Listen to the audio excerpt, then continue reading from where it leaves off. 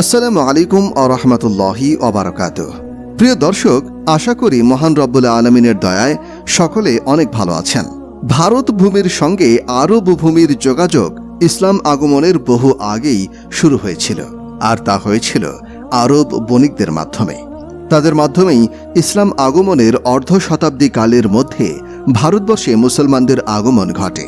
711 খ্রিস্টাব্দে মুসলিম বাহিনী সিন্ধু ও মুলতান জয় করলে তাদের অস্তিত্ব আরও সুদৃঢ় হয়। ধারণা করা হয় সে সময় ভারতবর্ষ থেকে হজ যাত্রার সূচনা হয়েছিল। ভারতবর্ষে মুসলিম শাসন প্রতিষ্ঠা হওয়ায় আব্বাসীয় খলিফাদের সঙ্গে তাদের অর্থনৈতিক, রাজনৈতিক ও কূটনৈতিক যোগাযোগ প্রতিষ্ঠিত হয়। তবে হিজরি 7ম ও 8ম শতকে হজ যাত্রা সম্পর্কে বিস্তারিত কোনো বর্ণনা পাওয়া যায় না। এ সময় অল্প সংখ্যক ব্যক্তি ও হজ কাফেলা স্থলপথে হজ ও ওমরা আদায়ের জন্য মক্কায় গমন করেছিলেন। যেমন বিখ্যাত ভাষাবিদ ও মুহাদ্দিস হাসান বিন মুহাম্মদ বিন হাসান চুগাই রহিমাহুল্লাহ, মৃত্যু 1252 খ্রিস্টাব্দ। তিনি আরব ভূখণ্ডে গিয়েছিলেন ধর্মীয় জ্ঞান অর্জনের জন্য। তিনি একাধিকবার হজ এবং ওমরা করেন। দিল্লি সালতানাতের পতন হলে হিজরি 8ম ও 9ম শতকে ভারতে একাধিকবার স্বাধীন ইসলামী রাজ্য গড়ে ওঠে। যেমন দক্ষিণ ভারতের বাহমানি সালতানাত, পশ্চিম ভারতের গুজরাট ও মালওয়াহ সালতানাত এবং পূর্ব ভারতের বাংলা সালতানাত। এসব রাজ্যের শাসক রাজ্যে ইসলামী শিক্ষা এবং সংস্কৃতি বিস্তারে আগ্রহী ছিলেন। ফলে তারা পবিত্র মক্কা ও মদিনার সঙ্গে ধর্মীয় ও সাংস্কৃতিক যোগাযোগ সৃষ্টির উদ্যোগ নেন। তারা ভারতবর্ষ থেকে মক্কায় হজ যাত্রী পাঠাতেন। তাদের সঙ্গে মক্কা মদিনার অধিবাসীদের জন্য অর্থ উপহার পাঠাতেন। পাশাপাশি মক্কা মদিনার শাসক, বিচারক ও ধর্মীয় নেতাদের জন্য উপহার পাঠাতেন। ভারতীয় মুসলিম শাসকদের অর্থানুকূল্যে মক্কা মদিনায় একাধিকবার মাদ্রাসা, জ্ঞান কেন্দ্র, খানকা, রিবাত অর্থাৎ নারী শিক্ষা কেন্দ্র প্রতিষ্ঠিত হয়। ক্রমেই এটা ভারতের মুসলিম শাসকদের রীতিতে পরিণত হয়, যা পরবর্তী সময়েও অব্যাহত থাকে। পরবর্তী যুগে মোগল সম্রাটরাও এই ধারা অব্যাহত রাখেন। সম্রাট আকবর থেকে সম্রাট আওরঙ্গজেব আলমগীর পর্যন্ত মোগল সম্রাটরা, যারা মোগল আমলের সোনালী যুগের শাসক ছিলেন, তারা সবাই মক্কা মদিনার প্রতি তাদের সম্মান ও শ্রদ্ধা প্রকাশে কোনো ত্রুটি করেননি। তারা রাষ্ট্রীয় খরচে হজ যাত্রী পাঠাতেন এবং তাদের সঙ্গে মক্কা মদিনার শাসক ও সাধারণ মানুষের জন্য বিপুল উপঢৌকন পাঠাতেন। ঐতিহাসিকরা বলেন, মোগল সম্রাটরা বিপুল পরিমাণ উপহার পাঠাতেন কয়েকটি উদ্দেশ্যে। 1. মক্কা মদিনার সঙ্গে ধর্মীয় সম্পর্ক ও পবিত্র ভূমির প্রতি সম্মান। 2. মুসলিম বিশ্বে খ্যাতি অর্জন করা। 3. মক্কা মদিনা শাসকরা যেন ভারতীয় হজ যাত্রীদের নিরাপত্তা ও অন্যান্য সুযোগ সুবিধার প্রতি সুদৃষ্টি দেন। 4. আরব বিশ্বে ভারতীয় ব্যবসায়ীদের বাণিজ্যিক সুযোগ সুবিধা নিশ্চিত করা।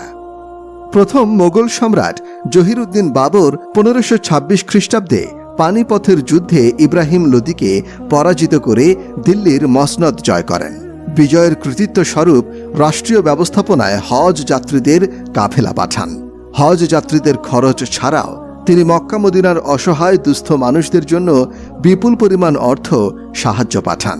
মোগল সম্রাটরা শুধু হজের জন্য মক্কা মদিনায় লোক পাঠাতেন না, বরং তারা অপরাধী ও বিদ্রোহীদের পরিশুদ্ধির জন্য পবিত্র ভূমিতে নির্বাসনে পাঠাতেন।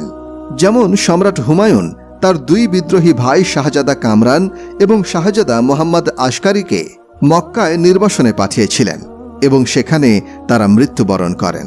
তিক্ত সত্য হল, যুগ শ্রেষ্ঠ বহু আলেম শাসকদের রোষানল থেকে বাঁচতে মক্কা মদিনায় নির্বাসনের জীবন কাটান। যেমন শায়েখ আব্দুল নবী ও শায়েখ আবদুল্লাহ সুলতানপুরি রহিমাহুল্লাহ। তিনি হিজরি 10ম শতকের মধ্যভাগে হারামাইন শরীফে নির্বাসিত হন। হিজরি 9ম শতকে ভারত হজ ও হজ যাত্রীদের বিষয়ে একটি গুরুত্বপূর্ণ দেশে পরিণত হয়। সমগ্র দক্ষিণ এশিয়া, এমনকি মধ্য এশিয়ার কোনো কোনো দেশের হাজিদের হজ যাত্রার কেন্দ্রে পরিণত হয় দেশটি। কেননা দেশটি ভারত মহাসাগর ও আরব সাগরের তীরে অবস্থিত হওয়ায় এখান থেকে সহজেই হজে গমন করা যেত। হজ যাত্রীরা ভারতের গুজরাট, মালাবর, সিন্ধু অর্থাৎ করাচি, থানা অর্থাৎ মুম্বাই বন্দর থেকে হজের উদ্দেশ্যে জাহাজে উঠতেন। জাহাজগুলো আরব সাগর ও লোহিত সাগর হয়ে জেদ্দায় পৌঁছাত।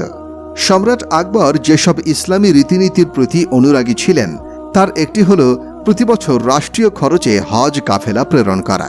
তিনি তার আমলে আমিরুল হজ অর্থাৎ হজ কাফেলার প্রধান পদ সৃষ্টি করেন।